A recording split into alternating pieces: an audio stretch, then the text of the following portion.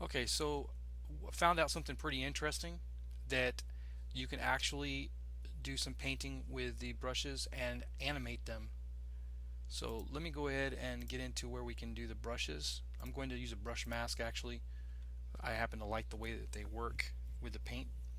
Um, let's go ahead and take our object here, go to edit mode, and we're going to first unwrap it, smart project, and then we're going to control 2 to add a second layer modifier, subsurface modifier. Then I'm going to choose shade smooth, go back to object mode, everything looks okay, and what we'll do is go to texture paint. It's now pink because it says it's missing actual texture. So we'll add a paint slot with a diffuse color, and for this I'm going to go ahead and put like a gray, just medium, and I'm going to use 2K for right now. Hit OK. It's good enough for a preview, and I'm going to turn off the end panel so we can have more space to see. Um, on the timeline, I'm going to choose 10 frames and hit the home key so that I can shuffle here and show you what we're doing. And we're just going to add a normal um, texture mask. We are going to set it to view plane and rake and random at first, and here we're going to add in a go ahead and add a cloud. I'm going to hit the color ramp, and I'm going to push that over to get some breakup. And first I'm going to show you that you can do some really cool stuff by just pressing an I over the clouds. That lights up. We'll go over here to this next keyframe 2, and I'm going to choose distorted noise. Press I, and if you want to, you can just use your arrow key over the next frame. I'm going to choose Verona I to key that, and again to the next one, Stucky, and I to key that. Sorry if I'm going too slow, I'm just trying to remember what I was working with.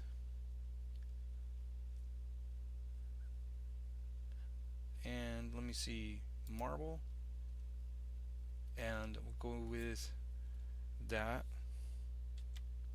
And I'm actually going to, let me keep it down to 5. We'll keep this short. I don't want to actually spend too much time going through these. I might end up having to work on them a little bit.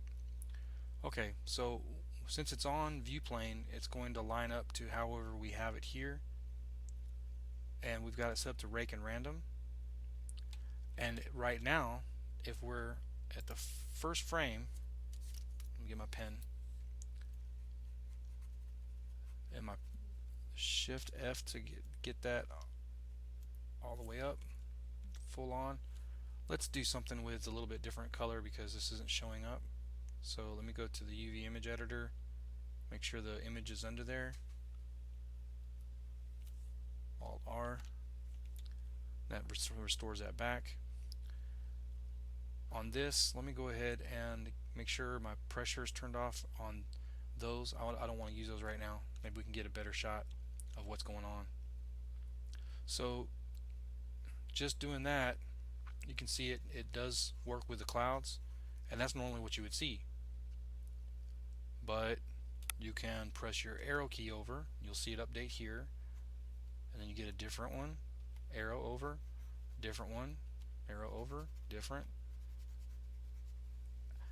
And that right there is actually pretty cool to be able to go back and forth, but you can go outside your margin because if you're manually doing it, you can still go out here to these places and you'll be stuck. So you kind of have to go back here like that. And that's pretty cool. It's kind of like with the thing I showed with the images.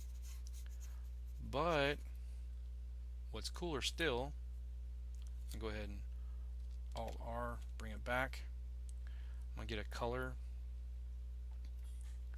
and now I'm going to press Alt A, and you'll see that they update and it changes, and it's a little bit different. It's a little bit less of a procedural look because it's got so many different things. And now I do like to maybe sample this color here, sample there, press X, sample the other one, so I can get both of them in there, and I can use one as like an eraser to cut back in. Pretty simple. And X, and then turn around and go back, get more intense in the area that I'm covering. Okay, and that's pretty simple, not too difficult.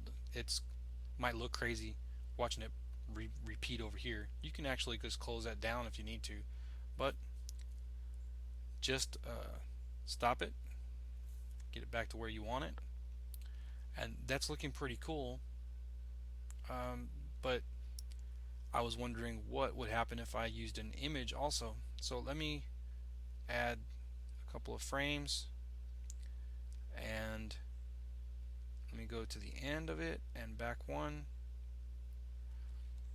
So let me get another, and let me put an image,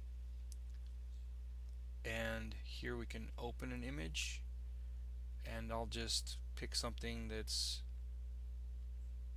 well, that one's black and white. That'll work. We'll have to tell it to use and calculate.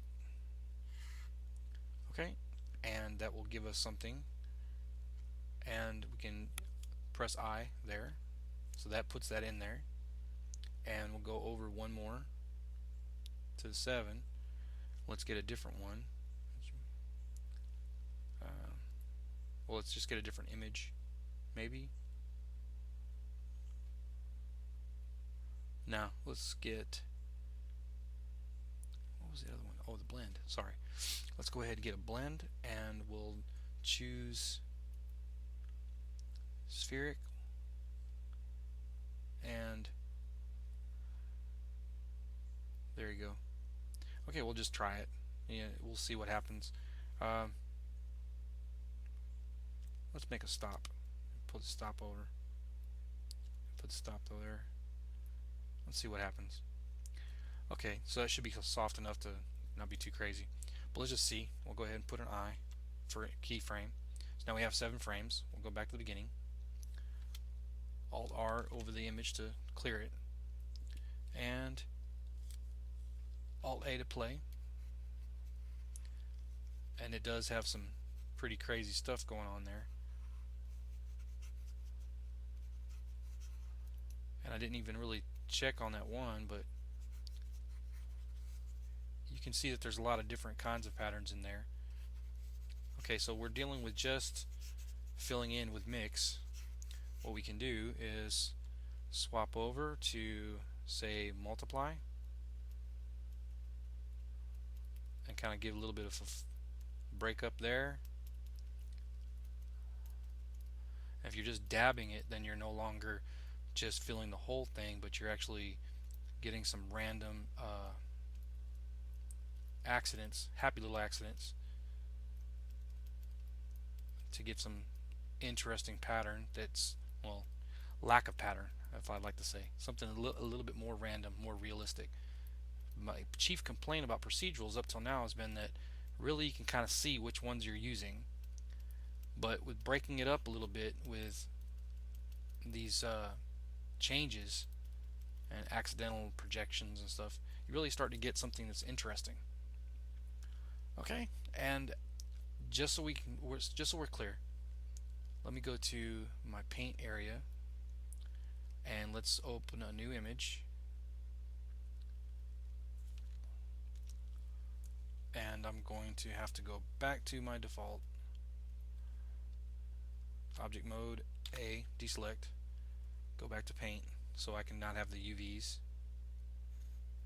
Okay, set that to paint so I can bring up the same tool, same thing, brush mask, you'll see it over here.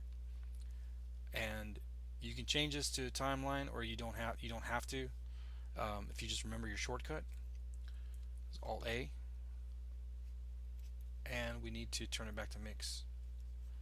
But you can see you actually have some interesting stuff going on, and if you just tap, you get some interesting things and some random shapes and stuff. Also, if you change your like anchored, you can see it change until you get where you want. Maybe it'll change faster than you want. That's fine. We can go to drag dot,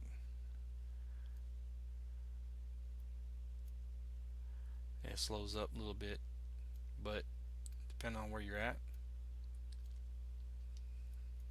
it's kind of interesting to see it change.